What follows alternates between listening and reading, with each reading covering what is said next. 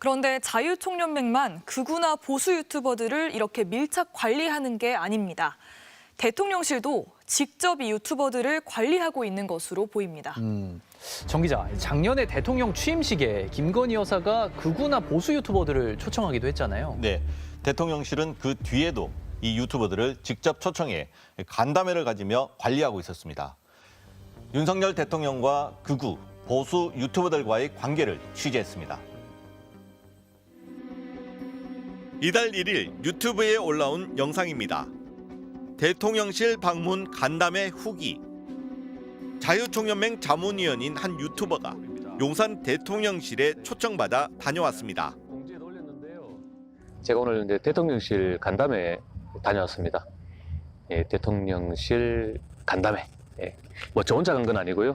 예, 좀 많은 분들이 함께 간담회에 갔어요. 예, 여러 단체에서. 기념품으로 윤석열 대통령 시계도 받아왔습니다. 보다 나은 대한민국을 위해 열심히 뛰어다닌 덕분에 귀한 선물을 받아 행운이라고 했습니다. 대통령실에서 받은 생수도 자랑합니다. 네, K-워터 그래가지고 K-워터를 여기 주시더라고. 그래서 대통령실 물도 이렇게 먹고. 대통령실이 극우나 보수 유튜버들을 초청한 건 처음이 아닙니다. 지난 3월 대통령실이 보수단체 회원과 유튜버 30여 명을 초청해 찍은 단체 사진입니다. 맨 왼쪽 사람은 시민사회수석실 소속 김대남 행정관입니다. 국무회의장으로 쓰던 방에서 간담회를 했다고 합니다. 이 사람은 여기 대통령이 앉는 자리에 앉고 제가 이쪽에 보지 않고 할 얘기 있으면 하시라고. 이날도 대통령실은 시계를 선물로 돌렸습니다. 이 간담회에서도 보수 유튜버들은 계정 폐쇄를 막아달라는 민원을 했습니다. 김 행정관은 살펴보겠다는 말을 했다고 합니다. 유튜브는 우리가 어떻게 할 수 있는 게 아니라 국민에게서 해야 되는데 우리가 도와줄 수 있다고 그런 말을 했어요. 대통령실은 형식적인 답변이었다고 해명했습니다. 또 유튜버만 따로 챙기는 게 아니라 지난 대선에서 윤석열 후보를 지지했던 인사들을 수시로 초대하고 있다고 밝혔습니다. 대한민국의 꿈이 모인 유튜버들은 지난해 열린 윤석열 대통령 취임식에도 참석했습니다. 당시 한겨레가 공개한 취임식 초청자 명단에 따르면 초대받은 유튜브 채널은 30여 개. 이 가운데 11개 채널은 김건희 여사가 초대했다고 합니다. 대부분 극우 성향입니다. 여기 보면 20대 대통령 특별 초청 그랬죠. 특별 초청. 나올 때는 기념품도 받아갖고 나와야 되고. 윤석열 대통령 부부는 지난해 추석 때 이 유튜버들에게 명절 선물도 보냈습니다. 금색으로 대통령실 휘장이 찍혀 있는 전국 특산품 세트였습니다. 순천의 매실액, 장수의 오미자창. 이거 먹겠습니까? 못 먹지. 이거 못 먹을 것 같아. 그냥 기념으로 제가 사무실에다가 놔두도록 하겠습니다. 대통령실이 간담회나 취임식에 초청하고 명절 선물을 준 유튜버들 가운데 자유총연맹 자문위원은 확인된 것만 8명입니다. 공적인 장소나 공적인 예산이나 공적인 네트워크 이런 것들을 활용을 해서 사적인 일종의 이 보상 혹은 친소관계를 강화하고 그들을 조금 이제 부추기는 데 활용한다면 그거는 잘못된 거죠. 공적 마인드가 지극히 약한 정부라고 볼 수밖에 없는 거죠.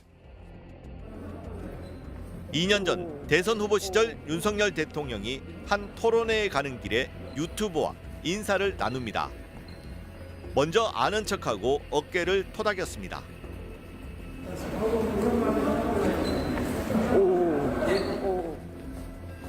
김상진, 당시 자유연대 대표.